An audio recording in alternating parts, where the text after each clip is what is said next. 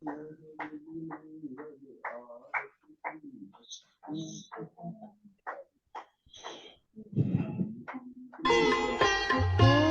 नमो अरिहन्ताणं ॐ नमो सिद्धाणं ॐ नमो यरियाणं ॐ नमो वच्छायाणं नमो लोये सवसाहूणं ईशो पञ्चनमुक्तारो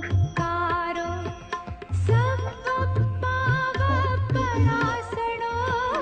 मङ्गलाणं च सव्वेसिं पढमं हवै मङ्गलं पढमं हवै मङ्गलम्।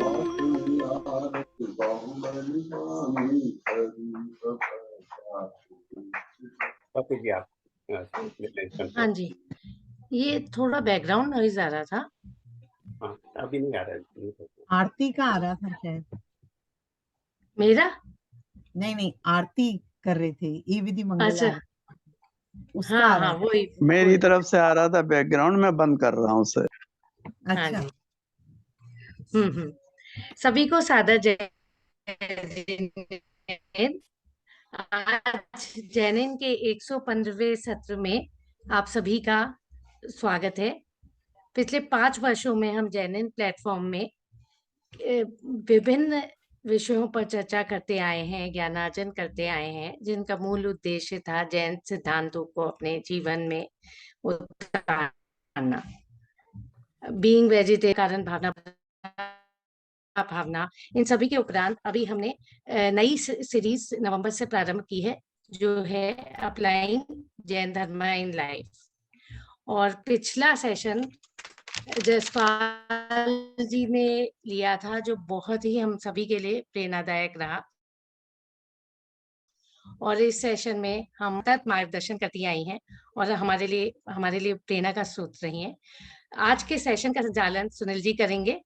Sunil ji CS, CWA, IIM Ahmedabad के अलुमनाई रह चुके हैं। सिमको बिरला वीडियोकॉन में काम कर चुके हैं और अभी वो कैन स्टार के CEO हैं। तो सुनील जी, मैं आपको आमंत्रित करती हूँ आज का सेशन आरंभ करने के लिए। जय Jinendra, thank you. Thank you, Swati ji. First of all, it's my pleasure कि I have to introduce Dr. Vibha. Although Jainism platform पे Dr. Vibha is a very well-known personality and multiple times we have listened Dr. Vibha. और जब भी Dr. Vibha को सुनते हैं तो कई नई चीजें सीखने को मिलती है, तो ये हमारे लिए बहुत अच्छी बात है और आज हमको डॉक्टर विभा जी से बहुत कुछ सीखने को मिलेगा। Just to short introduce, Dr. Vibha Jain is a PhD in banking from Delhi University and presently is an associate professor in the commerce department and at JDMC College, University of Delhi.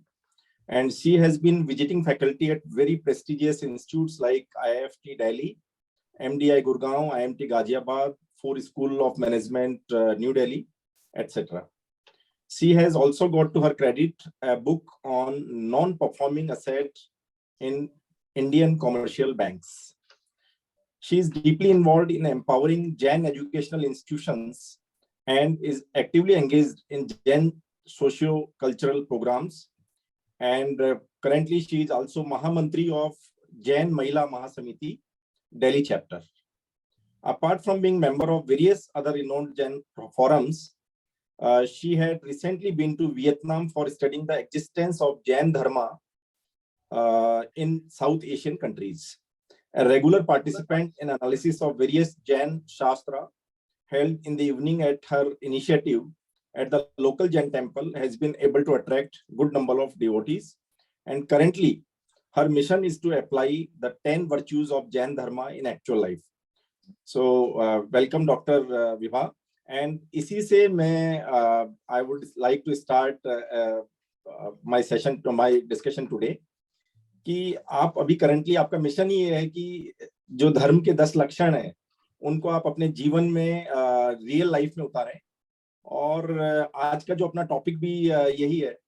तो मैं सबसे पहले आज पूछना चाहता हूँ कि आज जिज्ञासा हमारे मन में यह है कि जो प्रोफेशनल्स है, हम जैसे प्रोफेशनल जो बिगिनर है, पर्टिकुलरली इन धर्म सीख रहे हैं, अभी हम धर्म सीखने की शुरुआत की है, तो धर्म की कई जगह अलग अलग डेफिनेशन हम पढ़ते हैं।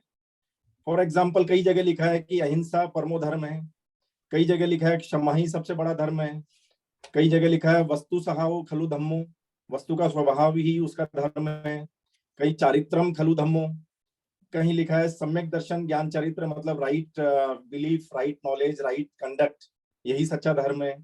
तो थोड़ा सा मतलब ऑल्दो ये सब चीजें इंटरकनेक्टेड है, बट फिर भी we would like to understand more from you कि आप धर्म को कैसे डिफाइन करेंगे और आपने जीवन में धर्म को कैसे अप्लाई किया है। Doctor Vibha. Thank you Sunil ji, बहुत ही अच्छा प्रश्न आपने किया है कि जो जैन शास्त्रों में सारी डेफिनेशंस हैं वो हैं तो बिल्कुल ठीक, परफेक्ट डेफिनेशंस हैं, अलग अलग पर्सपेक्टिव को हाईलाइट करके बनाई गई हैं। बट हाँ, मैं अपने जीवन में धर्म को कैसे अप्लाई करती हूँ, क्योंकि आज हमारा सेशन एप्लीकेशन ओरिएंटेड है, डेफिनेशन ओरिएंटेड नहीं है, तो मैं अपने जीवन में कैसे धर्म को अप्लाई करती हूँ और उस कॉन्टेक्स्ट में मैं धर्म को क्या मानती हूँ, तो उसमें मैं आपको कहूंगी कि मैं जो लाइफ में धर्म को वो क्रियाओं को मानती हूँ एप्लीकेशन पॉइंट ऑफ व्यू से, कि वो क्रियाएं और वो भाव जिससे कि मैं अपनी वस्तु के स्वरूप में जा सकूं, उन सबको मैं धर्म की कैटेगरी में डालती हूँ। तो जो क्रिया, ना तो ये कह सकते कि खाली क्रियाएं धर्म नहीं है, आत्मा में ठहरना ही धर्म है, बिल्कुल वैसे वस्तु स्वभावो धर्मो बिल्कुल ठीक है, परफेक्ट है, but application point of view से मैं उन सब क्रियाओं को और उन सब भावों को धर्म कहती हूँ जो इस डेस्टिनेशन पर पहुंचने में मेरे लिए हेल्पफुल होती है। अब जैसे मैंने मनुष्य जन्म मुझे मिला, बहुत ही मुश्किल है ये मनुष्य जन्म मिलना, और जिसमें कि मेरे को सभी कुछ मिला जो धर्म के लिए चाहिए। कोई भी ऐसा पाप का उदय नहीं है कि मैं आपको एक्सक्यूज दे सकूं कि हाँ जी मेरे पास ये पाप के उदय हैं, इसलिए मैं धर्म नहीं कर पा रही, इसलिए मैं वस्तु का स्वरूप को जान नहीं पा रही, इसलिए मैं अनुभव नहीं कर पा रही, ऐसा कोई अड़चन नहीं है। परंतु फिर भी क्यों मैं उन क्रियाओं पे आगे नहीं अमल कर पा रही, इसमें क्या अड़चन आ रही है? प्रयास कर रहे हैं, अनंत भव हो गए कि हमारे को कोई ना कोई अड़चन पड़ रही है कि हम प्रयास कर रहे हैं फिर भी शायद नहीं आगे बढ़ पा रहे। और आज मुझे मनुष्य जन्म मिला, मैं अलग अलग पर्यायों में पैदा हुई, नरक भी गई। मैं ये नहीं कह रही कि बाकी पर्यायों में मैं सम्यक दर्शन नहीं कर सकती, मैं राइट फेथ नहीं, राइट नॉलेज नहीं ले सकती, बिल्कुल ले सकती हूँ, परंतु मनुष्य जन्म एक ऐसा है जहां पे आप बहुत जल्दी से, थोड़े से प्रयास से, थोड़ी सी ठीक धारणाओं से आप ले सकते हैं। तो मैं इस मनुष्य जन्म को सार्थक करने का प्रयास है मेरा कि मैं जिस मनुष्य जन्म में पैदा हुई हूँ, मैं किसी भी तरह से राइट फेथ पे आ सकूं, राइट नॉलेज पे आ सकूं, सम्यक चारित्र कर सकूं। कैसे? अब उसको मैं कैसे अप्लाई कर रही हूँ, क्योंकि मैंने ये देखा धर्म, हम लोग जो 10 लक्षण हम कहते हैं उसमें हमने ये कहा कि क्रोध नहीं करना चाहिए, मान नहीं करना चाहिए, तो सारा नेगेटिव पॉइंट ऑफ व्यू से हम लोग कहते हैं ये कार्य मत करो, ये चीजें नहीं करो। मैं इसको थोड़ा उल्टा लेना चाहती हूँ, क्योंकि धर्म सद्भाव रूप है, धर्म अभाव रूप नहीं है। जो मेन चीज है तो उसको कहने का तरीका है। तो क्या ये शास्त्रों में गलत लिखा है? बिल्कुल गलत नहीं लिखा है, क्योंकि जो लैंग्वेज है, जो जिस लैंग्वेज को पहचानता है उसको उस लैंग्वेज में समझाया जाता है। हमने इतना क्षमा को अभी देखा नहीं, हमने हर समय क्रोध किया, मान किया, माया की। तो भगवान ने क्या कहा, आचार्यों ने क्या कहा, वो हमें नेगेटिव रूप में नहीं पढ़ाना चाहते, बताना चाहते, बट उन्होंने हमारी ही लैंग्वेज को लेके सद्भाव रूप पे आए। तो बस मेरा भी यही प्रयास रहता है, मेरे लैंग्वेज मतलब मैं भी ये उसी को धर्म कहती हूँ कि जिस तरह से मैं वस्तु के गुणों पे, वस्तु के स्वभाव रूप पे आ सकूं। क्योंकि आप एक मतलब मैं जो जनरली अप्लाई करती हूँ कि अगर मुझे अपने घर का एड्रेस पता है तो मुझे ये नहीं कहना पड़ेगा ये वाला मेरा नहीं है, ये वाला मेरा नहीं है, ये वाला मेरा नहीं है। एक दुनिया में करोड़ों करोड़ों घर हैं, मैं किस किस को कहूंगी ये मेरा नहीं है। परंतु अगर मुझे पता चल गया कि ये वाला मेरा है, तो बस जैसे ही मैंने कहा कि ये वाला घर मेरा, तो उसी समय बाकी सब घर पराई हो गए, अभाव रूप हो गए, वो मेरे नहीं है, ये इम्प्लाइड हो गए। तो मैं सोचती हूँ कि उस तरह से अगर हम चलेंगे तो हमारा मार्ग बहुत शांत हो जाएगा, बहुत आसान हो जाएगा।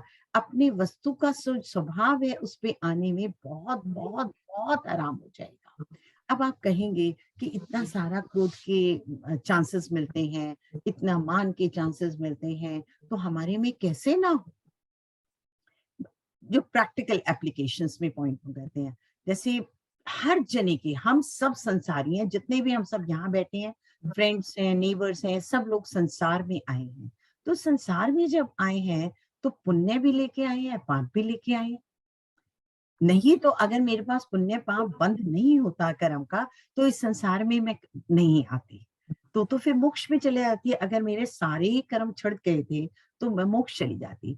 तो ये तो पक्का है कि संसार में जो पैदा हुआ है उनके पास कुछ पुण्य भी है, कुछ पाप भी है, ये तो 100% पक्का है।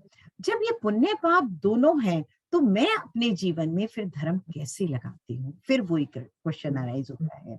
तो मैंने देखा, जैसे अगर मैं आपको अपने प्रैक्टिकल इंस्टेंसेस बताऊं, क्षमा के या जनरल धर्म के भी बताती हूँ, तो जैसे बहुत इंसिडेंट्स हुए हैं, क्योंकि पुण्य पाप मैं भी लेके आई हूँ बहुत, और मुझे लगता है शायद पाप के इंसिडेंट्स बहुत थे। मेरे को टेस्ट करने के लिए बहुत इंसिडेंट्स हुए कि कितनी मैं क्षमा के साथ जी सकती हूँ। तो जैसे कि मैं आपको बहुत सारी बता सकती हूँ, मैं कॉलेज में I am a professor over there, तो हमारे यहाँ एक रूल है कि हम लोग मेडिकल क्लेम कर सकते हैं, whatever the actual expenses we are incurring. तो अगर हम बिल सबमिट कर दें तो वो within the CGHS limit हमें रीइंबर्स हो जाते हैं। This is the general rule of any, I think any government organisation. तो ये रूल हमारे यहाँ भी यूनिवर्सिटी में है। And my husband is very very high diabetic, क्योंकि उनका पेनक्रियास बिल्कुल फेल है, डेड है, तो इट्स टोटली डेड। तो 0 इंसुलिन प्रोड्यूस होती है उनके उसमें। तो इंसुलिन का जो डोज है वो थोड़ा काफी हाई जाता है, and it's 35 years it's so.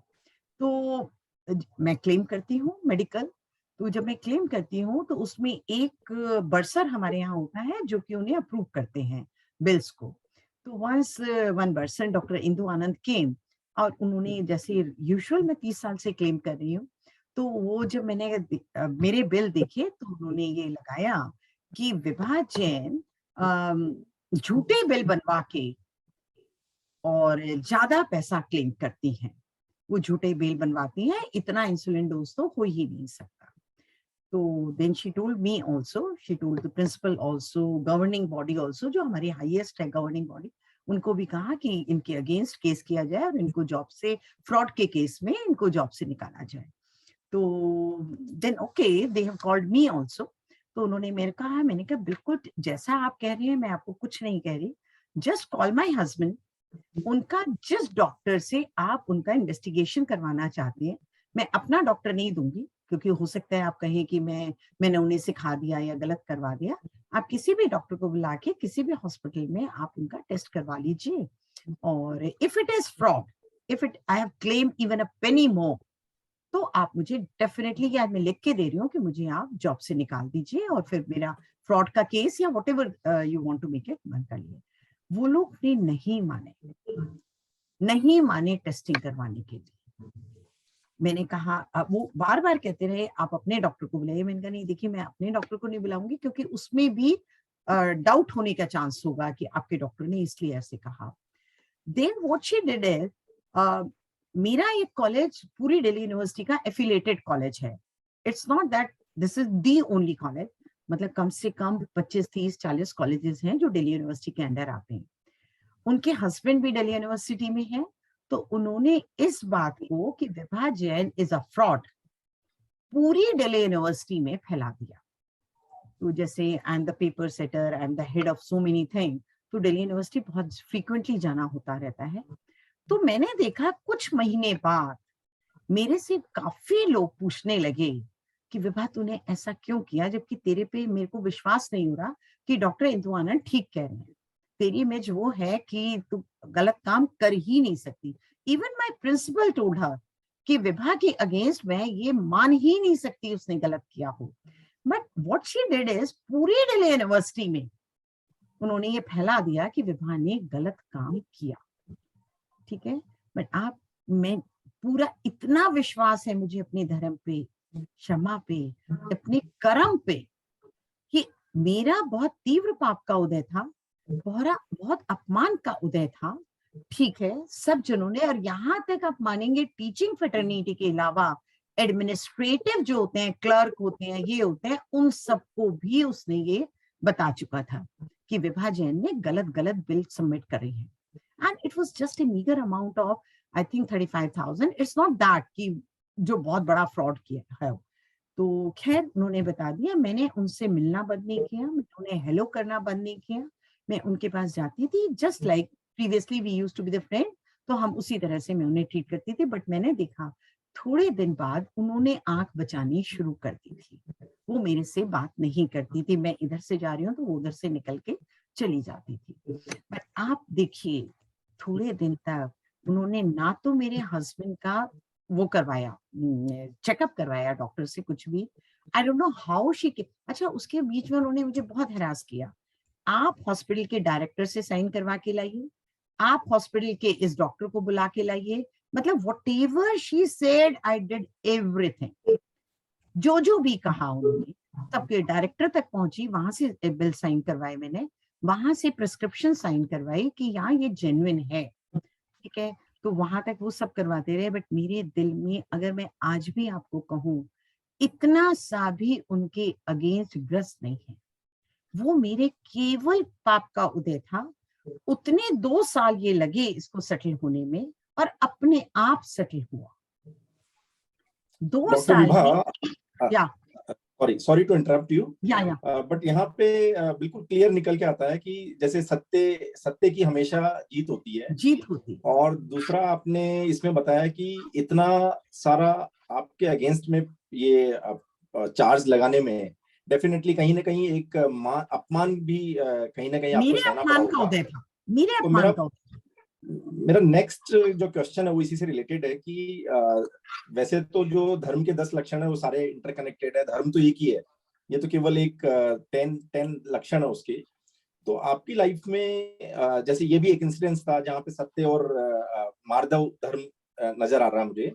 तो आपकी लाइफ में जो 10 धर्मों में से कौन से धर्म की प्रधानता सबसे ज्यादा रही है? आपने बिल्कुल ठीक कहा। मेरे में, मैं अपनी वीकनेस पॉइंट ऑफ व्यू से भी कहूंगी कि मैं अभी उस पे विजय प्राप्त नहीं कर पा रही हूँ, बहुत प्रयास के बाद भी। मेरे में मान का बहुत बड़ा रोल है मेरे दिन में, क्योंकि आप देखिए अगर ये भी था तो इसमें भी कहीं ना कहीं मान पे ठेस थी, परंतु उस मान को मैंने इतना कम किया था कर्म पे विश्वास करके। इतना अटूट ब्लाइंड फेथ है मुझे अपने कर्मों पे कि जो कर्म, जो जैसा कर्म उदय में आ रहा है वैसा फल मिलेगा ही मिलेगा। उसमें कोई ना कोई तो निमित्त पड़ेगा। अगर डॉक्टर इंदु आनंद नहीं पढ़ती उसमें निमित्त, तो मेरे तो कोई ना कोई डेफिनेटली अपमान का उदय था, तो और कोई निमित्त पड़ता। तो जो मेरे को एक स्ट्रेंथ आई क्षमा की, जो मेरे को स्ट्रेंथ आई कि मान क्या चीज है, मान बाहर का है कि लोग क्या कहेंगे। 2-4 दफा शुरू में, 1-2 दफा जरूर लगा जब मेरे क्लर्क ने पूछा मैम ऐसा क्यों। ठीक है, तो डेफिनेटली शुरू में 1-2 दफा लगा भी था, बट जब मैंने बहुत पढ़ा, बहुत संबोधन लिया, तो उस मान पे मैं विजय प्राप्त कर पाई कि देखो आज कोई कुछ कह रहा है, कल कोई कुछ और कहेगा, तो ये तो मेरे कर्म के अनुसार होगा। तो मेरा जो दूसरा मेन धर्म है वो मान में लेके चलती हूँ। अगर मान पे विजय प्राप्त कर ली, मैं ये नहीं कह रही मेरे को विजय प्राप्त कर ली है, वो तो फिर मैं भगवान बन जाती, नहीं, विजय प्राप्त नहीं की है, बट हाँ प्रयास जारी है। जितना मैं दूसरे पे कर्तापना खत्म कर दूंगी, अब मैंने एक दफा भी ये नहीं आया कि मेरा जो भी अपमान हो रहा है वो डॉक्टर इंदु आनंद की वजह से हो रहा है। मेरे को हर समय ये रहता था मेरे कर्म का उदय ऐसा है इसलिए अपमान हो रहा है, वो तो मात्र निमित्त है। तो मैं चाहूंगी कि अगर मान से हम थोड़ा सा अलग हो जाएं, मान को हम ये ना माने कि मान मेरे लिए, क्योंकि आत्मा में मान नाम की कोई चीज नहीं है। अगर देखा जाए तो बेसिक आत्मा बस हम सब एक ही प्लेटफॉर्म पे, एक ही, तो फिर मैं अपने में मान क्यों? तो मान तो मैंने बाहर से विकल्पात्मक मान माना ना, कि अगर आपने मुझे बुरा कह दिया, आपने कहा कि तुम तो मायाचारी हो, तुमने बिल ज्यादा ले लिया, तो मेरा अपमान हो गया, क्योंकि मैंने मान रखा था कि मेरा मान है लोगों के दिमाग में और उस पे ठेस लग गई।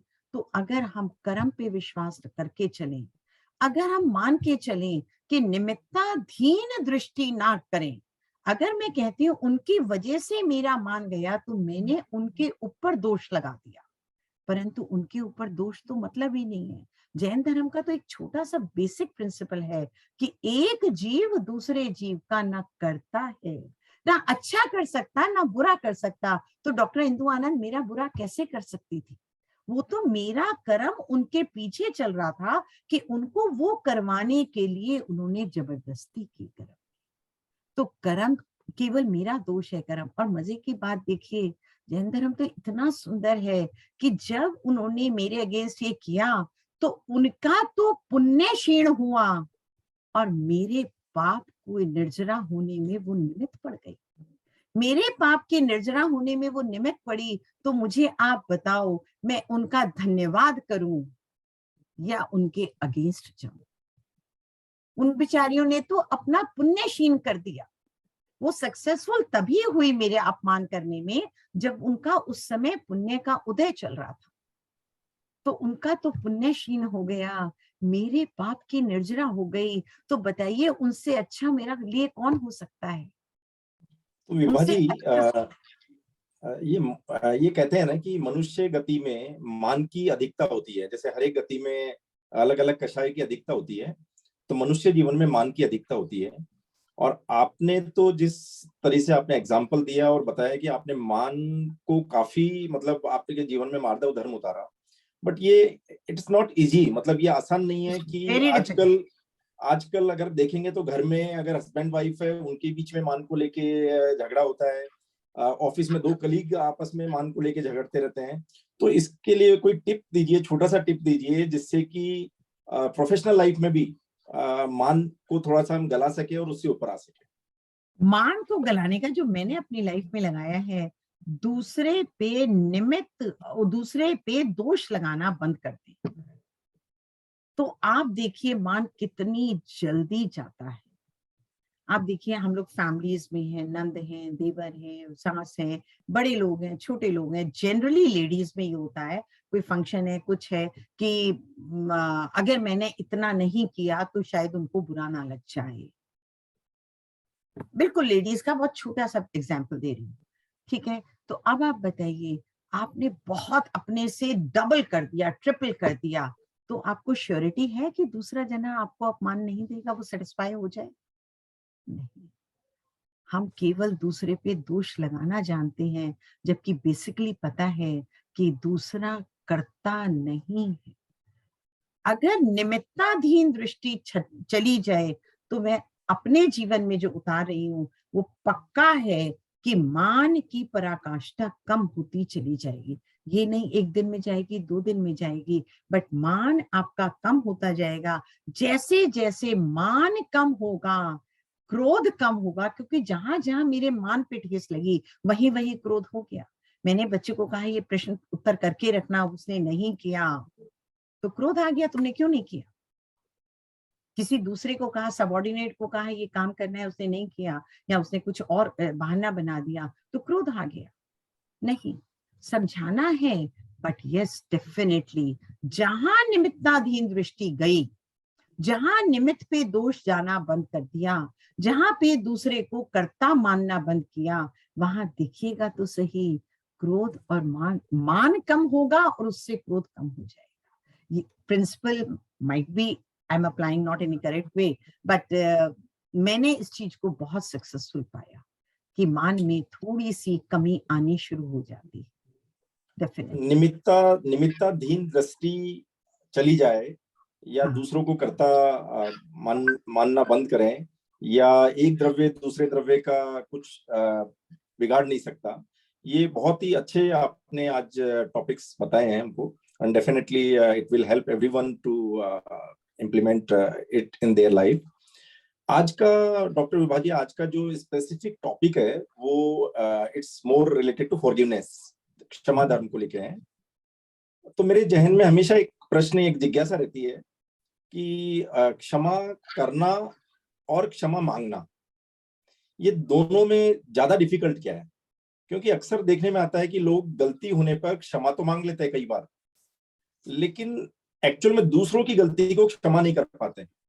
तो what is more difficult and how to overcome this difficulty? इसमें से मैं आपके प्रश्न में से ही एक वर्ड चुनना चाहूंगी, गलती होने पर क्षमा मांग लेते हैं। इसी को पहले एनालाइज किया जाए, क्योंकि यही मेन चीज है। उन्होंने ये माना कि मेरे से गलती हुई, ये बहुत बड़ा चीज है। आज के जीवन में अगर हम देखें, चाहे प्रोफेशनल हो चाहे घर हो, इंसान अपनी गलती मानने को तैयार नहीं कि मैं गलत हूं।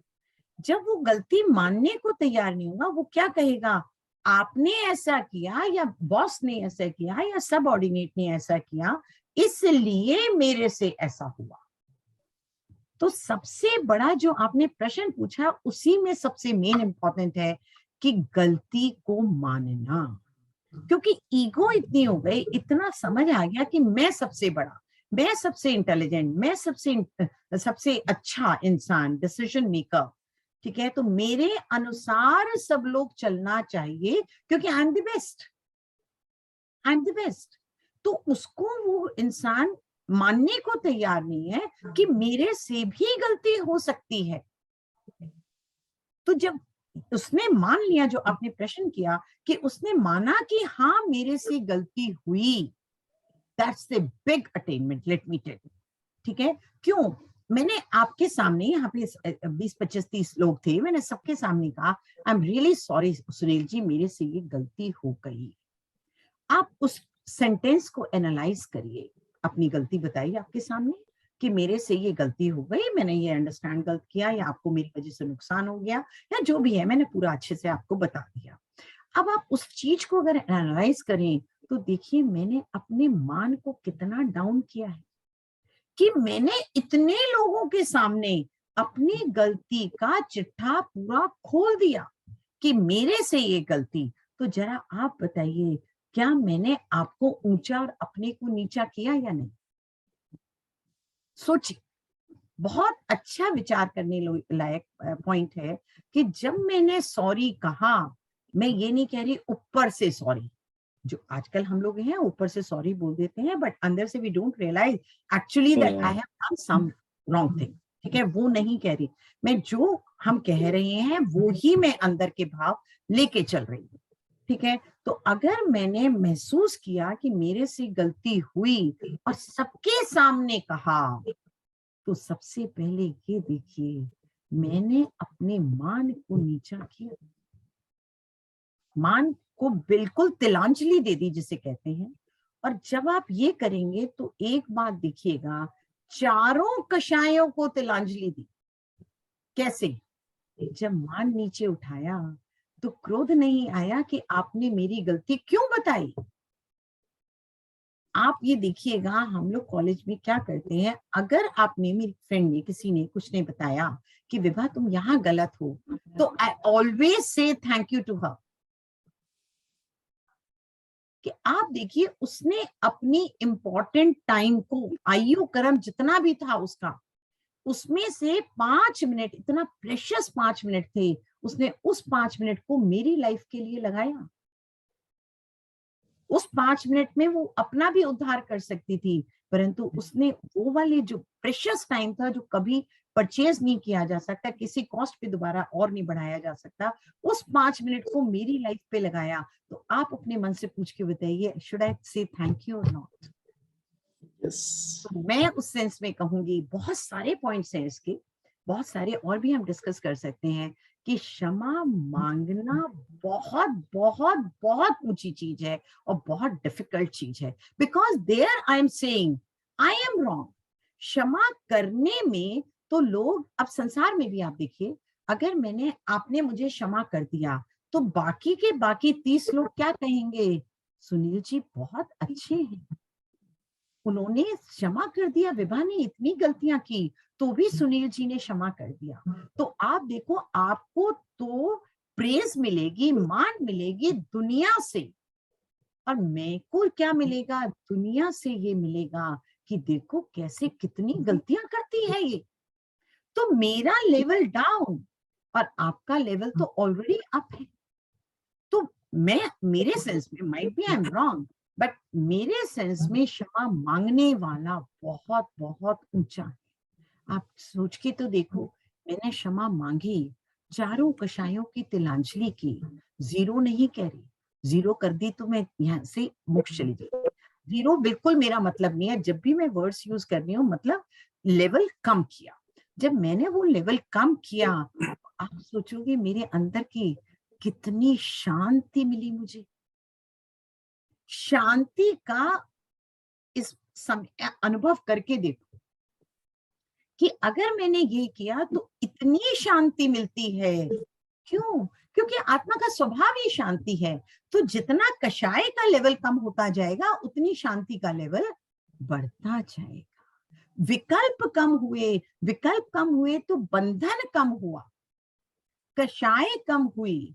तो आप देखिए, क्या मैं सॉरी कहने में अंदर से, बाहर और अंदर में डिफरेंस नहीं ले रही, दोबारा रिपीट कर रही हूँ सेम। तो अगर मैंने अंदर से माना, उसे अपनी त्रुटि मानी, गलती मानी, तो मैं बहुत शांति का अनुभव करूंगी। और जितने मेरे कर्म बंधे थे गलती करने में, उसमें उत्कर्षण, अपकर्षण, संक्रमण, ये मैं सारा कुछ नहीं कर रही, परंतु उसमें तो वो होता ही है। जैसे जैसे भाव विशुद्ध होते चले जाएंगे, उसमें उतना ज्यादा होता चला जाएगा।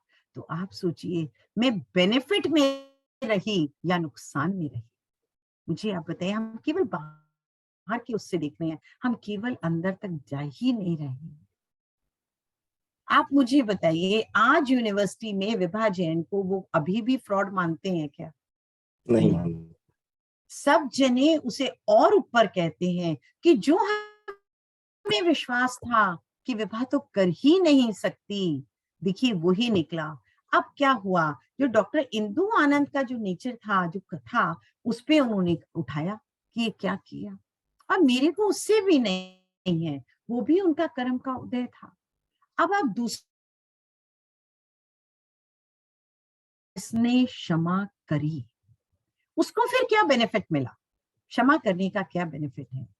क्षमा करने में उसने उसको कर्तापना खत्म किया कि मैंने आपको दुख पहुंचाया, सपोज आपको दुख पहुंचाया था, इसलिए मैंने आपसे सॉरी कहा। तो आपने क्या कहा? आपने पहुंचाने वाली, जब कर्तापना खत्म हुआ, निमित्ताधीन दृष्टि खत्म हुई, तो चारों कषाय अपने आप नीचे आने लगी। जब आने लगी तो विकल्प कम हो गए, विकल्प कम हो गए तो शांति कितनी मिली होगी, इमेजिन करिए।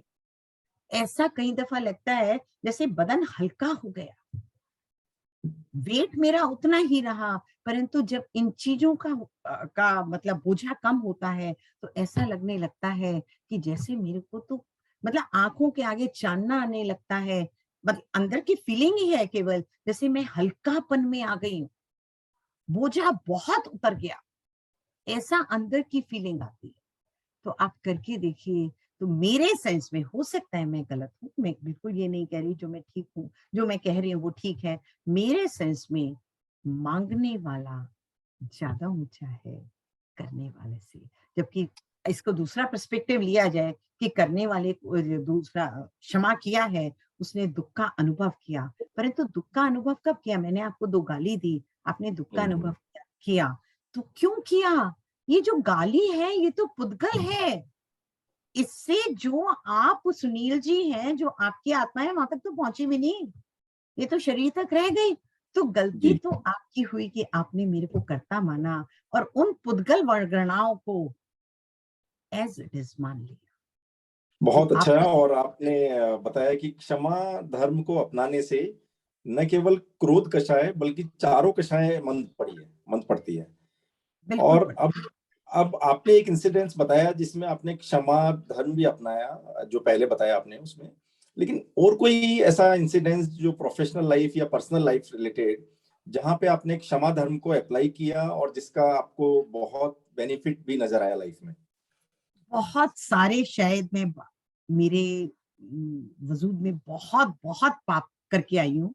बहुत सारे बड़े एक्सक्लूसिव इंसिडेंट्स हुए हैं जो शायद आप लोग इमेजिन भी नहीं करेंगे, परंतु केवल क्षमा धर्म ने मुझे आज यहाँ लाके खड़ा किया है। ये जैसे कहते हैं ना, एक ब्लाइंड फेथ, मतलब इतना जबरदस्त फेथ है मेरे को क्षमा धर्म का और मान का, कि मान कम करते जाओ, क्षमा अपने आप आती चली जाती है। और क्षमा धर्म तो जैसे कहते हैं ना, राजा, एक दफा मैं अपनी लाइफ से कह सकती हूँ कि राजा धर्म मैंने, लाइक हमारे घर में, लाइक वो 2-3 भाई इकट्ठे हों एक में, तो बहुत कई दफा प्रॉपर्टी का हो जाता है, कई दफा किसी भी चीज का हो जाता है, या हो सकता है कि दूसरी जो लेडी आ रही है बहू के रूप में, उसको हमारे से पुराने कर्मों का हिसाब किताब चुकाना होता है, तो वो उस फॉर्म में आ जाती है। तो हमारे घर में भी वही इंसिडेंस हुआ। एंड द मिडिल वन, जो मेरे से छोटी और सबसे छोटी से बड़ी वाली थी, उन्होंने मतलब जो मर्जी हथियार आप सोच सकते हैं, पुलिस से लेके रेप से लेके हर तरह का हथियार अपना लिया, जो भी पॉसिबल हो सकता था कि टोटल प्रॉपर्टी उन्हें दे दी जाए। तो हमने भी क्या किया, उन्होंने सब तक किया, पुलिस स्टेशन तक ले गए, सब कुछ किया, क्षमा किया उनके अगेंस्ट। आज भी मेरे दिमाग में कुछ नहीं है, ठीक है। बट आप ये देखिए, अगर हमने उन्हें क्षमा धर्म पे करा और कर्म पे, इसके साथ मैं मानूंगी जो मेरा बहुत बड़ा राइट हैंड रहा, वो कर्म पे विश्वास रहा, बहुत बड़ा, बहुत स्ट्रेंथ दी उसने मेरे को। तो उन्होंने जो जो भी करा, उन्होंने अपने हिसाब से किया, परंतु हमने कभी उनके अगेंस्ट एक कंप्लेंट भी नहीं की। उन्हें मारा, पीटा, ये किया, वो किया, जो जो भी किया, अपने कर्म पे इतना विश्वास था, इतना विश्वास था कि मेरी वजह से उसका परिणमन ऐसा आ रहा है। And even my husband is of the same nature. जो जो भी किया उनके अगेंस्ट बहुत किया, ये कर दिया मेरा, ये कर दिया मेरा, ये कर दिया, but he was very very strong कि जो मेरे कर्म में लिखा है वो होगा। And ultimately we are not in a loss. हम एक दिन रातों रात उस घर को छोड़ के उनके पास आ गए। आप ये बताइए पैसा क्या, कुछ भी नहीं। And I got so many other things to work on that I have made the money. जो मेरी किस्मत था वो मैंने बना लिया। आज मैं अपने घर में हूँ, सब कुछ बिल्कुल ठीक ठाक है, फर्स्ट क्लास हूँ, बहुत अच्छा है। अगर वो 8-10 करोड़ की प्रॉपर्टी छोड़ भी आए तो मेरे को इतना काम मिल गया कि जो मैंने कभी सोचा भी नहीं था मेरे को ये मिल जाएगा। और शरीर बिल्कुल ठीक रहा तो वो सब मैंने कर लिया, और वो पैसा तो कुछ ही दिनों में आ गया, कुछ ही सालों में आ गया। तो आप बताइए, मैं लॉस में रही या प्रॉफिट में रही? वो कर्म झड़ गया। आप देखिए, अगर एक कर्मों की पोटली मेरे लगी हुई है आत्मा में, तो वो इतनी बड़ी पाप की पोटली झड़ गई मेरी आत्मा से, तो मैं हल्का महसूस करूंगी या नहीं करूंगी?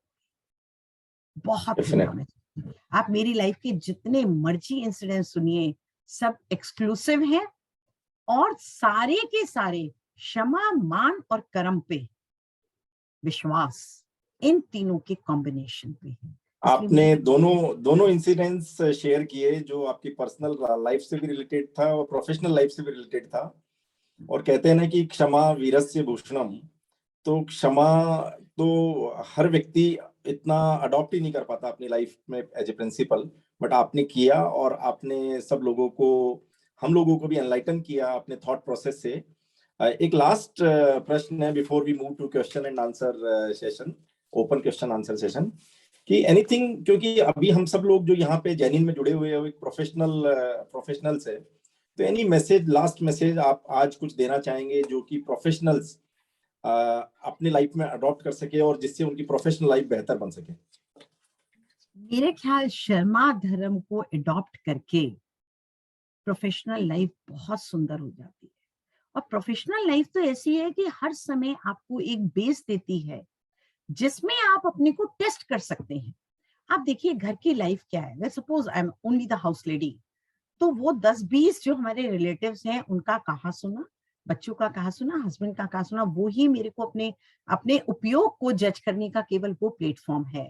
But when you are going out, तो you get so many platforms to जज योरसेल्फ कि ये गलत काम हो रहा है। देखिए 2 तरह का होता है, एक तो मैं गलत हूं और आपने मुझे डांटा, मेरे बॉस ने मुझे डांट दिया, तो गुस्सा करने की बात ही नहीं है। यस आई एम रॉन्ग, मैंने कुछ गलती की है और आप कह रहे हैं तो बिल्कुल ठीक कह रहे हैं, इसमें कोई गुस्से की बात ही नहीं है। सेकंड, मैं गलत नहीं हूं तो भी ईर्ष्यावश या किसी भी कारण की वश मेरे बॉस ने डांट दिया या मेरे सबऑर्डिनेट ने कुछ कह दिया या कुछ कर दिया, तो उसमें ये मान के चलिए ना उसने कुछ कहा ही तो है। आप बताओ आपकी नाक छोटी हो गई क्या? नहीं हुई। उस समय मेरे कर्म का वैसा ही उदय था, हो गया, उसको एक्सप्लेन कर दीजिए कि I have not done this thing in this way. ये मैंने अपनी लाइफ से सीखा। पहले मैं चुप रहती थी, बट फिर लाइफ से सीखा कि अपने स्टेटस को एक दफा बिल्कुल जो सच्चाई है उसे बता दो, क्लियर कर दो, उसके बाद जो होना है वो उसका होना है। तो मैं मान के चलूंगी कि प्रोफेशनल लाइफ में सभी को, मेरे एक्सपीरियंस से, मैं बार बार कह रही हूँ, हो सकता है मैं गलत हूँ कहीं किसी चीज पे, परंतु मेरे माननीय है थोड़ा सा अगर धर्म पे श्रद्धान रखा जाए, अगर आत्मा के गुणों पे श्रद्धान रखा जाए कि मेरे में गुण तो केवल क्षमा, मान मेरा गुण नहीं है, मार्दव है, तो जो जो मेरे गुण हैं अगर मैं उन गुणों में चलूंगी तो थोड़े दिन में, शुरू में हो सकता है परेशानी हो, क्योंकि हमें आदत दूसरी अभाव की पड़ गई है, सद्भाव की नहीं पड़ी है। तो अभाव से सद्भाव में लाने में थोड़ा सा परेशानी हो सकती है, थोड़े दिन का टाइम चाहिए, उसके बाद देखिएगा लाइफ इतनी सुंदर है कि मैं आपको उसको डिस्क्राइब नहीं कर सकती। यही कहना। बहुत बहुत सुंदर और बहुत अच्छा आज का अपना ये डिस्कशंस रहे। एंड बहुत एक अच्छी चीज मैंने आज के सेशन से बहुत जो नई चीज सीखी है वो है निमित्ताधीन दृष्टि चली जाए तो फिर आप ऑटोमेटिकली ये जो धर्म है आपके जीवन में आएंगे। और now with this we over this discussion and over to you Swati ji. Thank you Swati ji. Mute है थैंक स्वाति यू जी। सुनील जी, बहुत अच्छे से आपने प्रश्न उत्तर किए, अच्छा लगा थैंक यू। बहुत।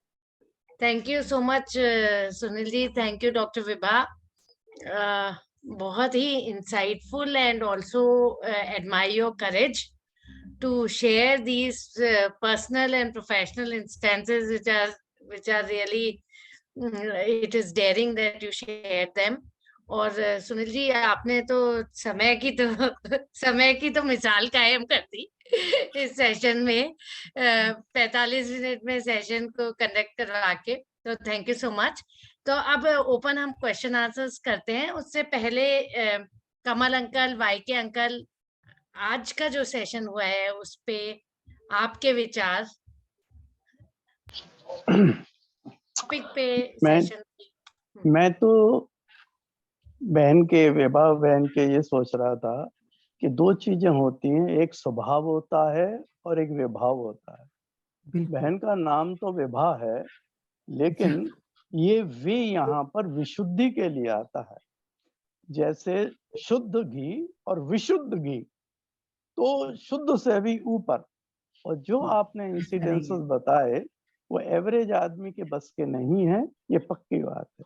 जिस तरह के आपने 2 बताया उसमें आदमी टूट जाएगा, वो विशुद्ध भाव वाला ही उनको झेल सकता है।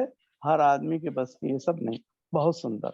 दूसरा, आपकी जो डिग्रियां, आपकी जो एक्टिविटीज सुनी मैंने, मुझे ये लग रहा है मेरे पास तो कुछ भी नहीं है, फिर भी 24 नहीं घंटे अंकल, कम ऐसा कुछ पढ़ते नहीं हैं। है।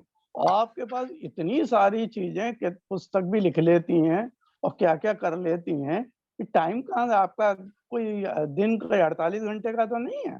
नहीं वो सर। जरा कभी बताइएगा। कुछ पॉइंट्स बहन के डिस्कशन के दौरान मैंने नोट किए कि धर्म की परिभाषाएं जो होती हैं, हम बच्चों से शुरू करते हैं कि बच्चों को कहते हैं जो तुम्हें खुद को अच्छा लगता है वही दूसरे के साथ करो, ये धर्म है। इनिशियल हमारी परिभाषा धर्म की ये बनी। उसके बाद हम कहते हैं जीव रक्षा करो, जब बच्चा थोड़ा बड़ा होता है। फिर कहते हैं कि 10 धर्म ही धर्म है। फिर आते हैं कि रत्नत्रय ही धर्म है। और लास्ट परिभाषा अपनी होती है कि वस्तु का स्वभाव ही धर्म है। तो मैच्योरिटी के साथ साथ ये परिभाषाएं हमारी बढ़ती जाती। एक बात सुनील जी ने पूछी थी कि कैसी क्रिया करें, तो मेरे को लग रहा था कि क्रिया जो 100% हितकारी हो, वो क्रिया ही, या सिर्फ मेरे लिए हितकारी है या सिर्फ सामने वाले के लिए हितकारी है, वो परफेक्ट क्रिया नहीं। क्रिया वो सही है जो 100% हितकारी है। एक पॉइंट था कि नॉर्मली सब लोग कहते हैं क्रोध मत करो, क्रोध मत करो, पर जैन दर्शन की विशेषता ये है, वो कहता है क्रोध तो होगा, क्योंकि ये सब कषाएं 10वें गुण स्थान तक चलेंगी, कम होते होते छूटेंगे नहीं। लेकिन जैन दर्शन बताता है कि हाउ टू कंट्रोल देम। ये एक विशेष चीज है अपने यहाँ, कि वो ये नहीं कहते खत्म कर दो, खत्म तो होगा भी नहीं, मुनिराज नहीं खत्म कर पाते तो हम क्या खत्म करेंगे। दूसरा, आचार्य श्री की हमेशा कहते हैं विद्यासागर जी महाराज कि बच्चे के पैदा होते ही पहला जो प्रोमिनेंट और क्लियर कषाय दिखाई देती है वो मान ही है। मान की बहुलता है। जरा सा आप उसे फीड करने में देर कर दीजिए, फिर देखिए क्या नाटक करता है वो। फीड लेने को ही तैयार नहीं होगा बहुत देर तक, जब तक आप उसके सिर पे हाथ करके सॉरी वॉरी नहीं कहेंगे। ये जो कर्म काटने की बहन बता रही थी इंसिडेंट्स, उस पे भी आचार्य ने 1-2 लाइन कही हैं। तुझसे मेरे कर्म कटे, तुझको मुझसे क्या मिला। तू तो निमित्त बना मेरे कर्मों को काटने में, पर तुझे क्या मिला। पर हमको यहाँ पर अपना भला देखना है। एक पॉइंट चल रहा था कि क्षमा करने और मांगने में, तो एक मुनिराज का मैं प्रवचन सुन रहा था, उसमें ये मैंने नोट किया, क्षमा करने से हम निर्भर हो जाते हैं, हमारा भार उतर जाता है, और क्षमा मांगने से हम निर्भय हो जाते हैं, हमारा मान कम हो जाता है। क्षमा के बारे में एक विशेषता यही कि हमारे 10 धर्म में पहला धर्म क्षमा आता है, और हमारे 10 धर्म पूर्ण होने के बाद हम क्षमावाणी दिवस मनाते हैं। कितना महत्व दिया क्षमा का, कि स्टार्टिंग भी वहीं से और एंड भी वहीं से।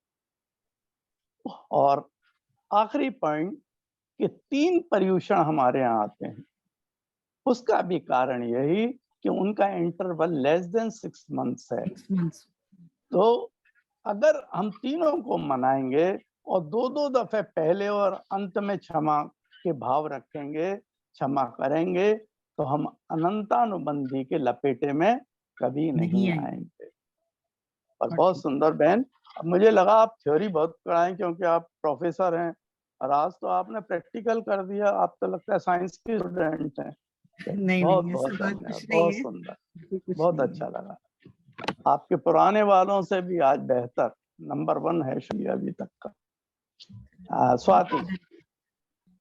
Thank you so much uncle. बहुत ही संक्षिप्त रूप से आपने इस विषय पे प्रकाश डाला, और स्पेशली ये भी बहुत अच्छा लगा, क्षमा करने से निर्भर और मांगने से निर्भय। तो वो बहुत ही ध्यान रहने वाली चीज है जो मैं आगे भी ध्यान रखूंगी। और अब कमल अंकल, आपके विचार। आप म्यूट पे हैं अंकल। As usual. ऐसा नहीं है। नहीं, मैं वाकई में निशब्द हूँ, क्या कहूँ। म्यूट। नहीं, वाकई बहुत it was very moving testimony. आपने जो अपने अनुभव रखे बिल्कुल विलक्षण हैं ये। और जैसा योगेंद्र जी ने कहा, ये साधारण व्यक्ति के लिए संभव नहीं है। और जो जिस तरह से आपने क्षमा धारण की, तो क्षमा का जो आप वो देखें, शब्द की रचना देखें क्षमा की, वो गौर करने के काबिल है। क्षमा क्षम धातु से बना है, तो जो जिसमें क्षमता होती है, जो सक्षम होता है, वही क्षमा कर सकता है। बिना सक्षमता के क्षमा नहीं हो सकती। इसीलिए कहा भी जाता है क्षमा वीरस्य भूषणम। तो वीरता, क्षमता, सामर्थ्य, ये सब प्री कंडीशंस हैं, तभी क्षमा हो सकती है। तो जो सक्षम है वही क्षमावान है, वही क्षमाशील है। और जो अक्षम है वो क्रोध करता है, क्योंकि उसको अपने पैशंस के ऊपर कंट्रोल करने की कैपेसिटी नहीं है, क्षमता नहीं। और इसीलिए क्षमा को तप से भी ऊपर माना गया है। तो तप का बहुत महत्व है, तप से निर्जरा होती है, हम सब जानते हैं। लेकिन एक ये अष्टपाहुर की उक्ति है, सीलम वरम कुलाओ, दालिदम भव्यम च रोगाओ, विद्या रज्जाओ वरम, क्षमा वरम सुठ वितभाओ। मतलब शील जो है वो कुल से ऊपर है, बड़ा उच्च कुल है, ये सब है, सब कुछ है, फिर शीलवान नहीं है तो समाप्त, कुछ नहीं, कोई अर्थ नहीं। दालिदम भव्यम च रोगाओ, कितना भी ऐश्वर्य हो, कुछ भी हो, लेकिन अगर रोगों का घेरा है तो फिर उस ऐश्वर्य का करना क्या। तो इसलिए ऐश्वर्य से दरिद्रता अच्छी, अगर स्वास्थ्य रहे तो। विद्या रज्जावरम, राज्य मिल जाए और हो बिल्कुल एकदम निरक्षर, काला अक्षर भैंस बराबर, तो क्या करना। तो इसलिए विद्या राज्य से श्रेष्ठ है। और क्षमा वरम सुठ वितवाओ, श्रेष्ठ तप से भी क्षमा अधिक श्रेयस्कर। तो ये क्षमा का महत्व है, और आप अपने जीवन में इसको चरितार्थ करती हैं, साधुवाद। और क्या कहा जाए, कुछ मेरे पास विशेष कहने के लिए नहीं है। एक बार सुनील जी का जो प्रश्न था उसे योगेंद्र जी ने स्पष्ट किया है, फिर भी मैं ये कहना चाहूँगा कि उनको उसमें किसी भी तरह का की कोई डायकोटमी नहीं है। ये जो सब जितनी बातें कही गई हैं, जैसे कि वो कार्तिकेय अनुप्रेक्षा में है ये कथन कि वत्सु सहावो धम्मो, खमादे भावो दस विहो धम्मो, रणतयम च धम्मो, जीवाणम रक्षणो धम्मो। तो वस्तु का स्वभाव धर्म है, इसके बारे में चर्चा हो चुकी है। और वस्तु का स्वभाव मैनिफेस्ट कैसे होता है, प्रकट कैसे होता है, वो उसके 10 डायमेंशंस हैं, है ना। तो उससे वो प्रकट होता है। तो उसे हम प्राप्त कैसे करते हैं, जब हम रत्नत्रय धारण करते हैं, तब हम तब वो हमारे वो मैनिफेस्ट होते हैं, 10 धर्म तब मैनिफेस्ट होते हैं, जो वस्तु का स्वभाव है। और उसका परिणाम क्या होता है, तब हम सच्चे अर्थों में अहिंसा परमो धर्म को अपना पाते हैं, जीवों की रक्षा कर पाते हैं। तो उसके लिए इंद्रिय संयम, प्राणी संयम, दोनों तरह के संयमों का हम पालन कर पाते हैं। तो ये सब एक ही चीज है। इसके जो डिफर करते हैं वो सब पर्सपेक्टिव डिफर करते हैं। तो इसमें ऐसा कुछ नहीं है कि हम ये कहें कि ये सही है, कि ये सही है, कि ये सही है। तो इनकी जो कॉजल रिलेशनशिप है, इस सूत्र में ये सब बंधे हुए हैं, तो वो उनको हमें समझना चाहिए।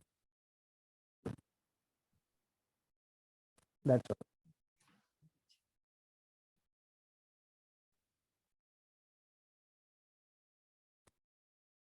स्वाति जी, म्यूट पे आप। अच्छा अच्छा, सॉरी। हाँ, thank you so much Kamal uncle. YK uncle, आपने बोला था स्टार्टिंग में, जब आपने स्टार्ट किया था धर्म की परिभाषा की, जब बच्चा छोटा होता है तो उसको ये धर्म की परिभाषा देते हैं, फिर जीव रक्षा, फिर 10 लक्षण, रत्नत्रय, और फिर वस्तु का स्वभाव। तो सबसे पहले क्या बोलते हैं? जो खुद गोल्डन को रूल, अच्छा जिसको लगे, गोल्डन रूल कहते हैं ना, जो जो खुद आप को अपने लिए अच्छा नहीं चाहते लगे वो। अच्छा, वो दूसरे वही के लिए धर्म है। करो, वही अच्छा एक्सपेक्ट करो। अगर अच्छा तुम्हें गाली देना अच्छा लगता है तो गाली सुनना भी पसंद करो।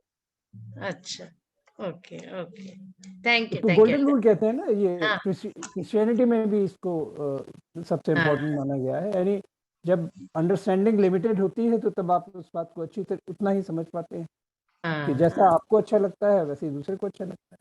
Sure sure sure, thank you uncle. अब किसी और के कोई भी प्रश्न है? Application of Dharma, application of forgiveness in life. मैं पंकज जैन, नोएडा से। जय जिनेन्द्र सभी को। जय मुझे बहुत जिनेन्द्र, अच्छा लग रहा वेलकम पंकज जी। पंकज जी मुझे अभी इसी हफ्ते हमारे ज्वाइन हुए हैं जैनिन में। Thank you so much for joining today. हाँ, मुझे बहुत अच्छा लगा आपकी कम्युनिटी से जुड़कर। सारे लोग बहुत ही विद्वान लोग हैं, तो मुझे तो इतना ज्ञान नहीं है। मैं तो अभी तो बहुत छोटा सा एक लर्नर हूँ। लेकिन जैसे विभा जी ने बताया, इसमें तो मैं ना थोड़ा सा जो मॉडर्न एक वो है लाइफ कोचिंग, बिजनेस कोचिंग और लीडरशिप कोचिंग, उन लोगों से भी मैं जुड़ा हुआ हूँ। तो आपको ये जान के खुशी होगी कि कल ही मैंने एक लाइफ कोच के साथ तो एक सेशन करा, तो वो पूरा का पूरा सेशन उन्होंने फॉरगिवनेस के ऊपर ही कराया।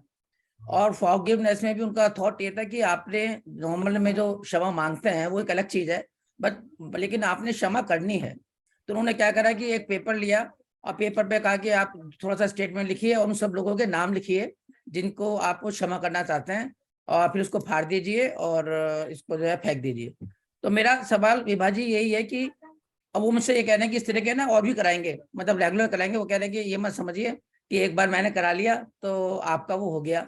तो सिर्फ मैं ये जानना चाह रहा हूँ कि नॉर्मल में हमारा एज ए जैन जो हम अपना वो करते हैं प्रैक्टिस, तो हम तो मोर ऑफ दी भाव पे ज्यादा ध्यान देते हैं कि यार चलो ठीक है क्षमा कर दिया। But this gentleman is putting more on the क्रिया कि नहीं यार तुम उस पे पेपर पे लिखो उनके नाम, उसको फिर फाड़ो, उसको डस्टबिन में डालो। So what are your views on this process और एक्शन? कि जो बाकी धर्म है वो भावों पे इतना कार्य करते ही नहीं है। आप अगर जनरल देखें, दुनिया में, वर्ल्ड में देखें, तो एक जैन धर्म है जो सबसे ज्यादा भावों पे स्ट्रेस देता है कि कर्म बंध केवल भावों पे। आपने मुझसे कहा उनकी लिस्ट बनाओ, तो मैंने सबकी लिस्ट बना ली कि किस किस को ने मेरे साथ गलत किया था और उन सबको मैं माफ करती हूँ।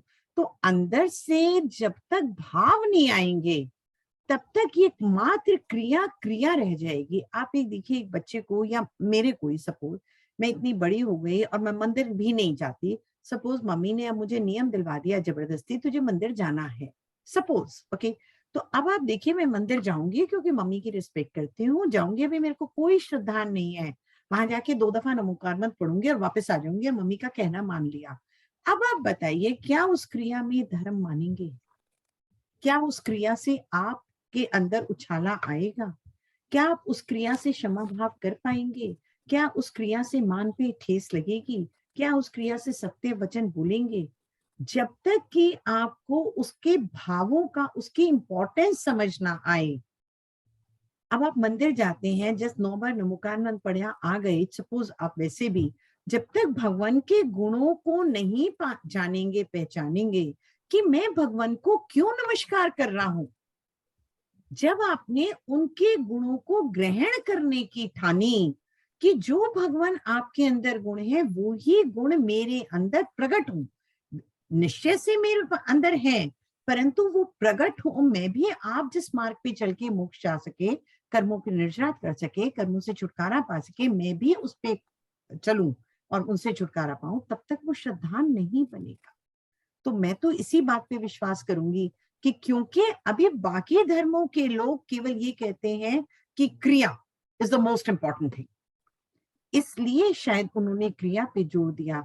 आप अपने मन से पूछ के बताइए, आपने नाम लिखा और फाड़ के फेंक दिया, भावों में नहीं उन्हें क्षमा किया, तो क्या आपने उन्हें क्षमा किया? क्या आप हल्का महसूस करेंगे? क्या आप निर्भर महसूस करेंगे? वो जो कमल अंकल ने कहा वही क्रिया अपने ऊपर करके देखिए, विजुअलाइज करिए, तो आप करके तो देखिए कि नाम फाड़ने से क्या आप निर्भर महसूस करेंगे क्या?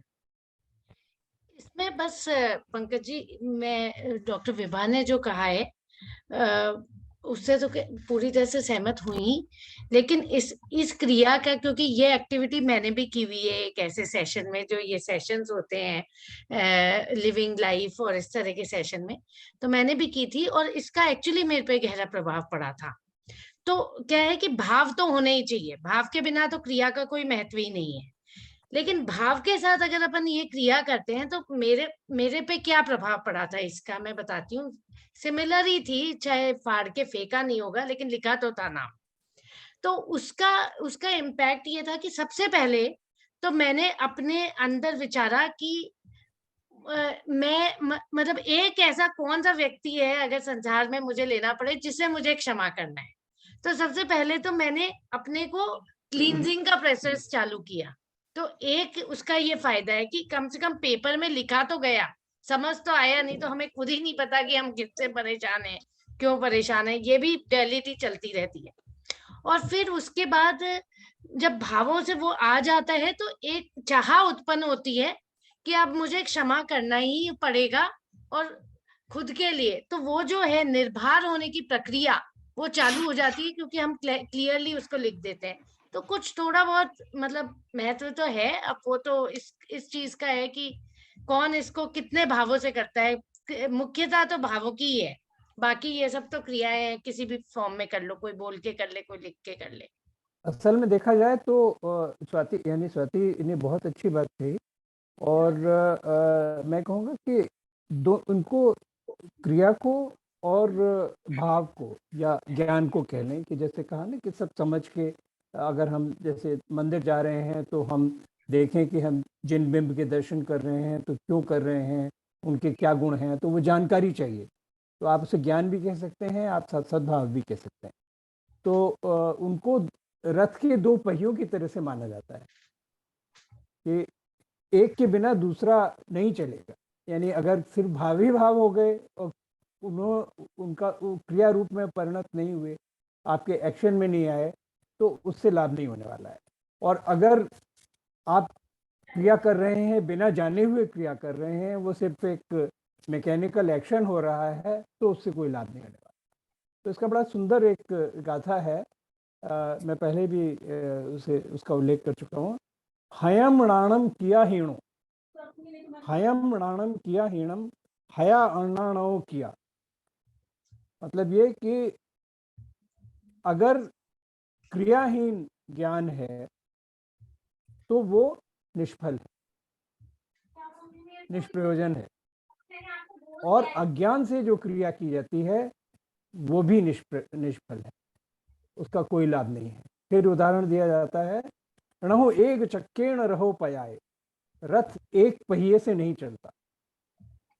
और उसमें जो दृष्टांत देते हैं वो है कि जंगल में आग लगी, एक अंधा था और एक लंगड़ा था। तो अंधा देखते हुए भी कि आग आ रही है, लंगड़ा देखते हुए भी कि चारों तरफ से आग से घेर रहे हैं, वो बच के नहीं निकल सका, जल के भस्म हो गया उसमें। और अंधे को तो पता ही नहीं लगा, वो जानता ही नहीं था, वो भी जल के भस्म हो गया। जब अंधा जो कि तेज चल सकता था ने लंगड़े को अपने कंधे पर बिठा लिया, तो लंगड़े की आंखों से और अंधे के पैरों से चल के वो लोग जंगल से बाहर निकल गए, क्योंकि तब रथ के दो पहिए मिल गए, यानी रथ के दो पहिए कोऑर्डिनेशन में काम कर रहे थे, और एक की शक्ति देखने की और दूसरे की शक्ति चलने की, और उनके सहारे पार हो गए। तो ये दृष्टांत है बड़ी सुंदर। तो दोनों का महत्व है, और कम से कम जो हम लोगों की संसारी स्थिति है उसमें एक के बिना काम नहीं चल सकता, न ज्ञान के अभाव में और न ही क्रिया के अभाव। बिल्कुल क्रिया एग्री और भाव, बिल्कुल एग्री करता क्रिया, हूँ। पंकज जी, क्रिया और भाव के बारे में मेरा ये सोच है कि जैसा कमल ने बोला, बिना क्रिया के भाव आना थोड़ा डिफिकल्ट है। स्टार्टिंग में आपको क्रियाएं करनी पड़ेंगी। जब हम बच्चे को मंदिर भेजते हैं तो उसे भाव भाव क्या होता है, उसे तो ये मालूम है करके आऊंगा दर्शन तो आके खाना मिलेगा, नहीं तो खाना नहीं मिलेगा। और वो क्रियाएं धीरे धीरे धीरे धीरे भावों में परिवर्तित होती हैं। और ये खाली बच्चों के में नहीं, मेरे जीवन में जब मैंने गुरुजी ने मुझे पहली बार ये दिया कि देव दर्शन का नियम लो, फिर पूजा पढ़ना शुरू करो, सिर्फ पढ़ने को बोला उन्होंने, और मैं मैकेनिकली पढ़ता था, पर करते करते करते करते आज मेरे अंदर ऐसे भाव आते हैं कि that is the best time for me, जो मेरा मंदिर में 2.5-3 घंटे बीतता है। भाव विभोर होता रहता हूँ मैं वहां पर। और जब स्टार्ट किया था इट वॉज मात्र क्रिया, जानते मुझे तो बस फुलफिल करना है नियम। तो इस नंबर 1 स्टार्टिंग में क्रिया, जैसे हम बच्चों के लिए शुरू कराते हैं ऐसे हम भी बच्चे ही थे स्टार्ट जब हमने किया, और करते करते धीरे धीरे उसमें भाव आने लगते हैं। पर जैसा विवाह बहन ने कहा, उसमें खाली क्रिया करते हुए न चले जाएं, फिर ये भी सोचें what for, what is the purpose, तब हमारा कल्याण होगा। और अगर हम फल की इच्छा से ही कर रहे हैं क्रिया तो कहते फिर भी वो कारगर नहीं। हाँ, तो हम ये कह सकते हैं कि जो क्रिया है वो बेसिकली गेटवे है एक तरह का, कि जो हमारा भाव है उसका एक गेटवे है, क्योंकि भाव तो एक ओशियन है, तो उस ओशियन के अंदर जाने का एक छोटा सा गेटवे है। पर पॉजिटिव पॉइंट ये है कि उसे करते करते हमारे अंदर भाव भी जनरेट होने लगते हैं, बहुत ये अच्छी उसका बड़ा पॉजिटिव पॉइंट। जी जी जी जी, बहुत अच्छी बात है। हाँ तो जी, just on that point I think कि क्षमा करने के लिए हमने बोला कि क्षमा लिख के क्षमा कर दें, तो आपने बोला विभा जी की अकर्ता भाव इज द मेन थिंग। अगर मैं अकर्ता भाव को डीपन करूं तो क्षमा का कोई लॉजिक ही नहीं है मुझे क्षमा करने का। तो इज इट अ वे कि जब क्षमा कर रहा हूं तो मैं अपने ये नहीं कर रहा हूं मैं क्षमा कर रहा हूं किसी को, मैं अपने अकर्तापन को इम्बाइब कर रहा हूं कि इसने कुछ नहीं किया, ये तो निमित्त था, ये मेरा ही पापों का। तो क्षमा करने के समय जो भाव है ये नहीं कि मैंने इनको क्षमा कर दिया, मैंने अपने भावों को शुद्ध किया कि I am the one responsible for what's happening. Is that the way to look at it? इसमें हमें ये मानना पड़ेगा, एक्चुअली ये तो व्यवहार में हम शब्द बोलते हैं क्षमा करना, ये क्षमा करना नहीं है। क्षमा मैं कब करूंगी, अगर करना बोल रही हूँ तो जब मैंने दूसरे की गलती महसूस करी कि आप गलत हैं, तब मैंने क्षमा किया। एक्चुअली जो शब्द है वो है क्षमा में। क्षमा में मतलब आपने मुझे गधा बोला, गधी बोला, कुछ गलत शब्द बोले और मुझे वो महसूस ही नहीं हुए कि आपने गलत बोले। That is the topic. जो सम्यक है, जब आपने आगे बढ़ते चले जाते हैं तो हमारा उपयोग क्षमा में हो जाता है कि दूसरे की गलती महसूस की, इसका मतलब आपने गलत तो माना ना, कि आपने मुझे गलत कहा, आपने मुझे थप्पड़ लगाया, आपने मेरा नुकसान किया, ये मेरे को महसूस हुआ और फिर मैंने अपने को संबोधन किया। वही जो अंकल ने अभी कहा कि स्टार्टिंग स्टेज ये है कि आपने कहा मुझे महसूस हुआ, फिर मैंने क्षमा कर दिया, रिएक्ट नहीं किया और अपने कर्मों पे, निमित्ताधीन दृष्टि पे अपने को संबोधन किया और मेरे को फर्क नहीं पड़ा। Starting is this only, but ultimately मेरे को क्या करना है, क्षमा में होना है, जहां मुझे दूसरे की गलती महसूस ही नहीं होती। सीधा पहली दफा से ये लगेगा ये तो कर्मों का चक्र चल रहा है। आप देखिए कर्मों का चक्र इतना तेज होता है। ये पहले बड़े लोग हमें कहते थे कि जब पाप का उदय आता है तो छप्पर फाड़ के आता है। जब मेरे साथ ये घर का हुआ तो उधर इनकी फैक्ट्री भी किसी ने फ्रॉड करके इनके साइन लेके उसको भी जीरो कर दिया और इनके ऊपर बड़े सारे ब्लेम आ गए। That was almost the same time with a difference of 6 months, that the source of income was zero and rather we were so much indebted कि आप बता नहीं सकते हम लोग, ठीक है। और साइन, ये वो गारंटी, ये सब कुछ हो गया था। एंड इधर घर से अलग, तो इतना विश्वास हुआ कि जब पाप का उदय आता है तो छप्पर फाड़ के आता है। अब ये तुम्हें है कि तुम्हें कैसे सहन करना है। और सहन वर्ड गलती से मेरे से निकल गया, सहन वर्ड नहीं होता। सहन वर्ड तो होता है मेरे को दुख हो रहा है और फिर मैं उसे सहन कर रही हूँ।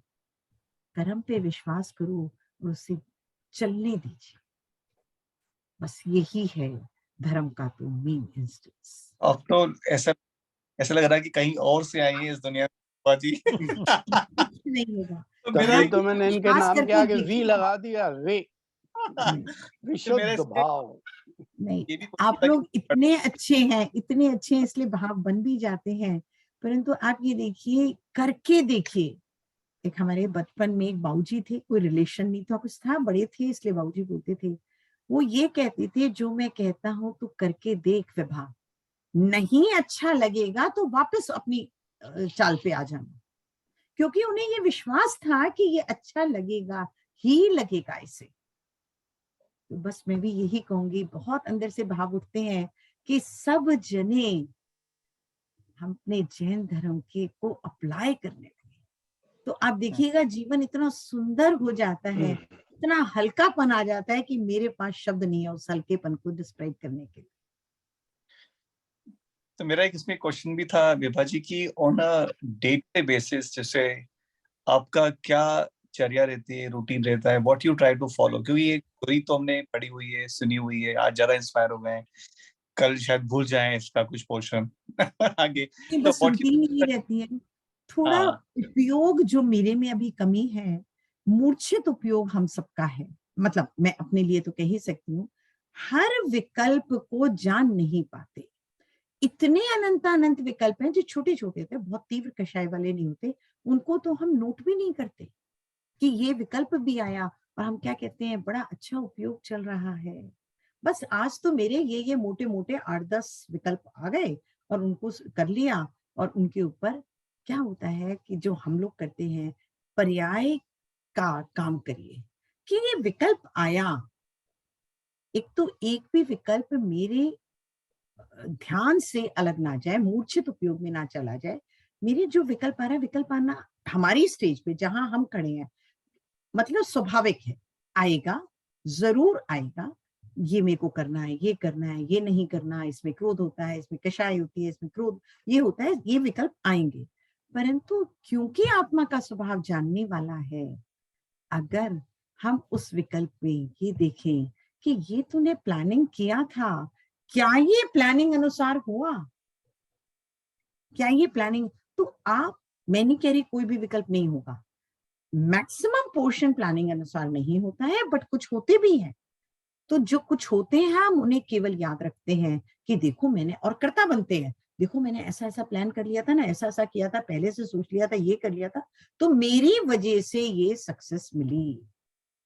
कर्ता लेने में, कर्तापना लेने में हम बहुत ज्यादा मतलब अच्छा लगता है हमें, वी आर वेरी हैप्पी, और हमेशा से क्योंकि ये करते जा रहे हैं तो मंझे हुए खिलाड़ी हैं उसमें। परंतु आप ये देखिए, अगर कोई कार्य नहीं भी हुआ तो उसमें मैं क्या कह देती हूँ, अच्छा उन्होंने ऐसा किया था ना इसलिए ये कार्य नहीं हुआ, उसका ब्लेम मैं अपने ऊपर नहीं लेती। इतनी ईगो है, इतना कर्तापना है। अगर एक कार्य विकल्प के अनुसार हो रहा है तो दूसरा कार्य भी तो आपके अनुसार होना चाहिए था, वो नहीं हुआ तो उसमें तो मैंने कह दिया कर्म में ऐसे ही लिखा था जी, नहीं होना था इसलिए नहीं हुआ। और जो हो गया उस पे कहा देखो मैंने किया था ना, मैंने पुरुषार्थ किया, मैंने प्लान किया, मैंने ये किया, इसलिए हो गया। तो ये तो साइंटिफिकली सोच के चलिए कि अगर एक चीज की करता हूं तो दूसरी की अकर्ता नहीं हो सकती। ये तो मैं अपने आप ही कॉन्ट्रेरी बात कर रही, तो वो कॉन्ट्रेरी तो चलेगा नहीं, धर्म है ये, तो धर्म तो एक ऐसी चीज है। और कर्म, कल परसों स्वाध्याय में एक वर्ड आया जो मेरे को बहुत पिंच, मतलब बहुत अच्छा लग गया हमेशा के लिए। सरकास्टिक वे में किसी ने कहा, एक्चुअल नहीं है, सरकास्टिक वे में किसी ने कहा कि कर्म जितने ईमानदार हैं, कर्म कितने ईमानदार हैं कि तीर्थंकर के जिस भव से तीर्थंकर को जाना था उस भव में भी वो कर्मों ने छोड़ा नहीं उन्हें, उनके उपसर्ग, उनके ऊपर उपसर्ग उसमें भी आए, तो कर्मों ने उन्हें भी नहीं छोड़ा कि इस भव से ये जीव भगवान बन जाएगा तो कम से कम इनके ऊपर तो उपद्रव ना करूं, इनको तो असाता ना दूं, इनके ऊपर तो कर्म का फल ना दिखाओ।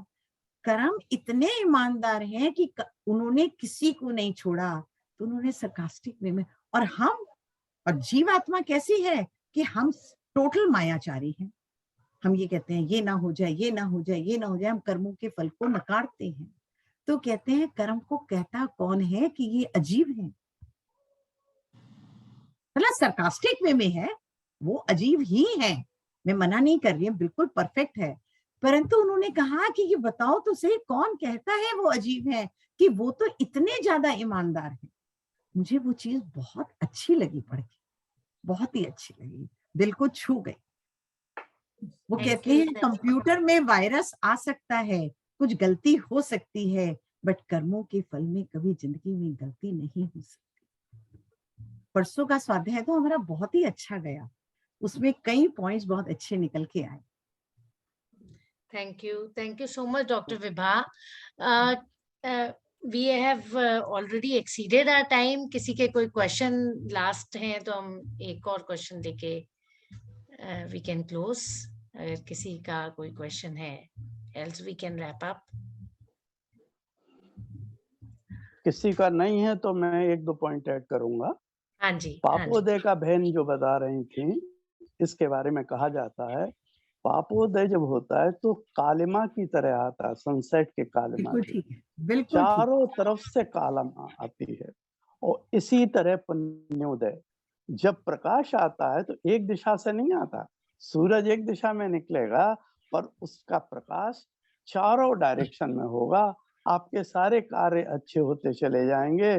जैसे आज विभा जी बैठी हुई हैं शानदार कुर्सी पे।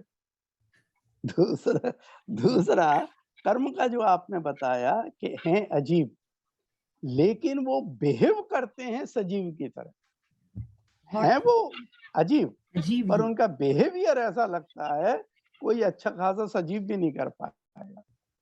स्वाति बहुत सच्ची है, बहुत सच्ची।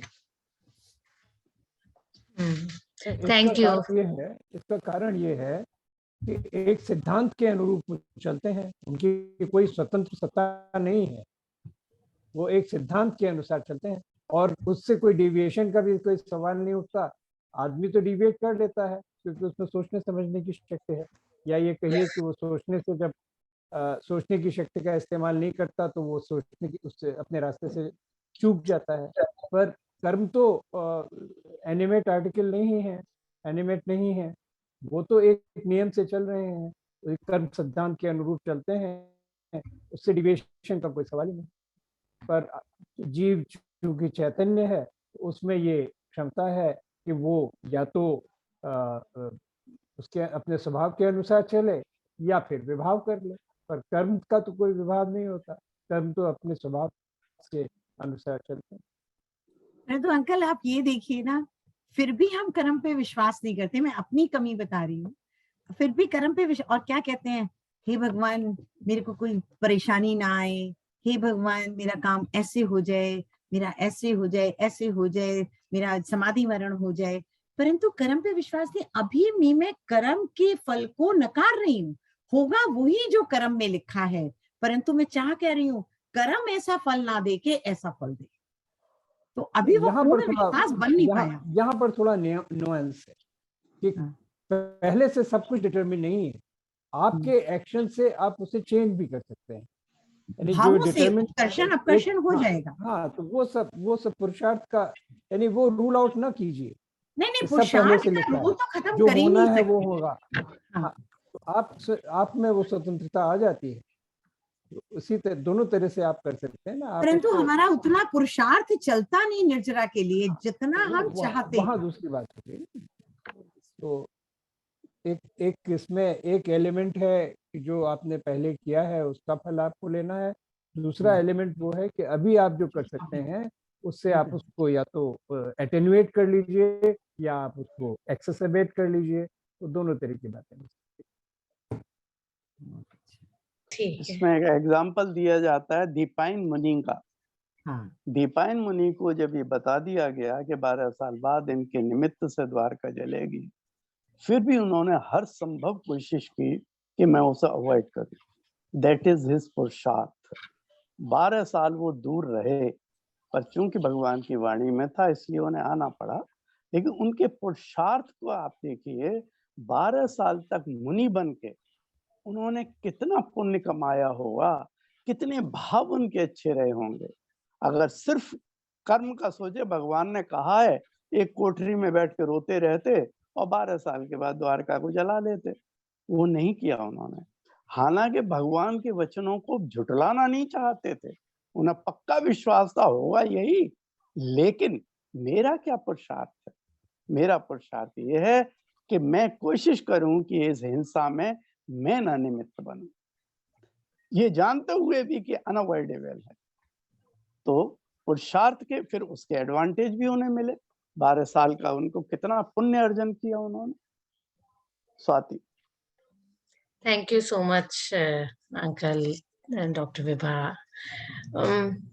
तो I think we are just nearing our time, जो हमारी फाइनल लिमिट है उसके नियर आ गए हैं अब हम टाइम लिमिट पे, so we can wrap up. तो मैं एक दो बातें बोलना चाहूंगी, क्योंकि किसी ने बोला कि आप किस दुनिया से आए हैं डॉक्टर विभा।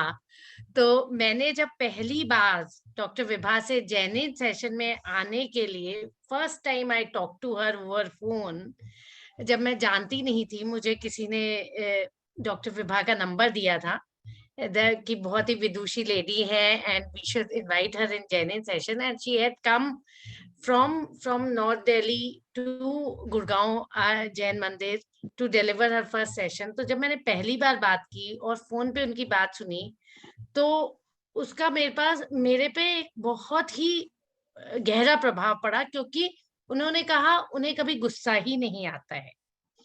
तो आज उनकी लाइफ के इंसिडेंट्स उनके मैं समझ सकती हूँ कि क्यों उनकी लाइफ स्टेज वो पहुंची थी कि उन्हें गुस्सा नहीं आता है, क्योंकि उन्होंने इतने बड़े बड़े आघात कहें या जो भी वर्ड उसे इतनी समता भाव से सहन किया था। और समता भाव से सहन नहीं किया था, समता भाव से उन इंसिडेंट्स में भी वो रही थी। तो मैं तो दिन प्रतिदिन जब डॉक्टर विभा से बात हुई उसके हर दिन, क्योंकि बच्चे होते हैं आपको चिड़चिड़ाहट हो जाती, मैं हर दिन केवल डॉक्टर विभा को याद करती थी कि एक ऐसी लेडी है संसार में जिन्हें कभी गुस्सा नहीं आता है। ऐसा कुछ तो, नहीं। तो मैंने इतने टाइम तक मैं वो, और आज मेरा वो रिमाइंड हो गया है। तो thank you so much doctor Vibha for being an inspiration. आप इतना मुझे नहीं करिए, मैं अभी बहुत दूर हूँ, बहुत दूर हूँ, बहुत दूर हूँ। तो फिर आप कहिए आपको गुस्सा आता है। नहीं, मैं कोशिश करती हूँ कि नहीं आता। और एक और इंसिडेंट डॉक्टर विभा ने जब वो जैन मंदिर आई थी तब उन्होंने शेयर किया था, जिसने भी मेरे पे बहुत गहरा प्रभाव डाला और वो मैं आज तक याद करती हूँ। वो एक इतना ऐसा इंसिडेंट था जो मुझे, मतलब कर्म की सत्ता पे किसी को कितना विश्वास हो सकता है उसका एक एग्जाम्पल था मेरे लिए। डॉक्टर विभा ने बताया कि वो बस में चढ़ी, कोई उन्हें चाटा मार के एक लेडी चली गई, बस से चली गई और उन्होंने कुछ नहीं किया। उन्होंने कहा ये मेरा कर्म था। मतलब अनजान व्यक्ति बस में घुसा, उनको चाटा मारा और चला गया और उन्होंने इसे भी कर्म की सत्ता मान लिया। तो इससे बड़ा क्या होता है? बाकी हम लोग जिनसे रोज जूझते हैं उनको तो हम जानते हैं और उनकी थॉट प्रोसेस भी जानते हैं, उन्हें हमारे से क्या शिकायत हो सकती है ये भी जानते हैं, तो भी हम उलझे रहते हैं। उन्होंने तो एक किसी को ना जाने हुए भी इस सहजता से उस इंसिडेंट को लिया, मतलब वो अविस्मरणीय है मेरे लिए और प्रेरणादायक भी है। तो अब इसके साथ और मैं बस एक और चीज कहूंगी इसमें कि पर्सनली मैंने ये देखा है कि जब हम क्षमा कर देते हैं तो हमें एक बहुत ही स्पेशल पावर डेवलप होता है। मतलब मैंने अपनी लाइफ में देखा है कि जब मैंने रियल में किसी को क्षमा किया है जिससे मुझे दुख पहुंचा है, तो बहुत ही स्पेशल पावर होता है और उससे वो जो व्यक्ति विशेष या इंसिडेंट विशेष है जो मुझे दुख पहुंचा रहा है, मतलब जिससे मुझे दुख हो रहा है, वो दुख होना बंद हो जाता है। तो रियल में क्षमा करना बहुत ही मतलब खुद के लिए भी बहुत हेल्पफुल है और अदरवाइज बहुत पावर भी रखता है अपने आप में। और तभी ये पहला धर्म है, क्योंकि जैसे ही वो आ गया क्षमा आपके जीवन में, तो धीरे धीरे आपके बाकी सब धर्म पाने की योग्यता आ गई आप में।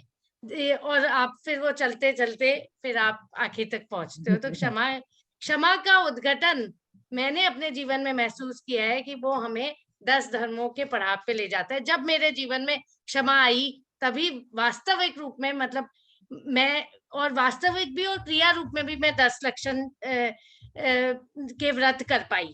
तो मुझे लगता है उसमें क्षमा का बहुत बड़ा रोल था कि मैंने रियल में अपने जीवन में अपनाई थी। तो तो डॉक्टर विभा, आपका session as great as ever रहा। Thank you so much for, और इस बार एक्सपीरियंसेस आपके सुने तो वो भी अब मेरे लिए अविस्मरणीय बन गए हैं। मेरे ख्याल से फैमिली प्रॉब्लम्स, ऐसे इंसिडेंट हर फैमिली में होते हैं, और वो हम सबको प्रेरणा देंगे कि कभी हमारे साथ हो तो हम इस इंसिडेंट को ध्यान रखें। इसी तरह ऑफिस में भी इंसिडेंट होते ही रहते हैं, सबके होंगे, और अब हम अपनी सीरीज में सुनेंगे। तो I think it was an inspiration for sure. मैंने जो लाइन रखी अपने लिए कि मेरे पाप की निर्जरा का जो भी मेरे को दुख दे रहा है, जिसके लिए मुझे क्षमा करना चाहिए या मैं सोचती हूँ, तो मैं केवल इतना सा सोचूं कि वो मेरे पाप की निर्जरा का कारण बने, और इसलिए वो क्षमा के योग्य नहीं, मेरे धन्यवाद के योग्य हैं। तो उससे मतलब ये वाली लाइन मैं आपकी लेके जा रही हूँ। And thank you so much doctor Vibha, thank you Kamal uncle, thank you YK uncle for all your insights, और बहुत ही बातें आज सीखने को मिली। Thank you so much. जय जिनेन्द्र। जय जिनेन्द्र। सभी को जय जिनेन्द्र, सभी को। सुनील जी, आपका बहुत बहुत धन्यवाद, आपने मेरे साथ किया, बहुत अच्छा लगा। Thank you, thank you, thank you Sunil भैया, I missed calling you out. You moderated the session amazingly well, और आपने टाइम लिमिट रखी, मैं नहीं रख पाई। थैंक मैं यू, तो कभी रख नहीं पाती हूँ, मैं टाइम लिमिट में थोड़ा सा, यहाँ मेरी कमी बहुत है कि टाइम लिमिट में मैं नहीं रख पाती हूँ। नहीं, डॉक्टर सुनील भैया ने डॉक्टर विभा काफी बांधा, but thank you so much, thank you. हम भी आपको सुनना चाहते हैं। जय जिनेन्द्र। Thank you. जय जिनेन्द्र, सभी को जय जिनेन्द्र, सभी को जय जिनेन्द्र।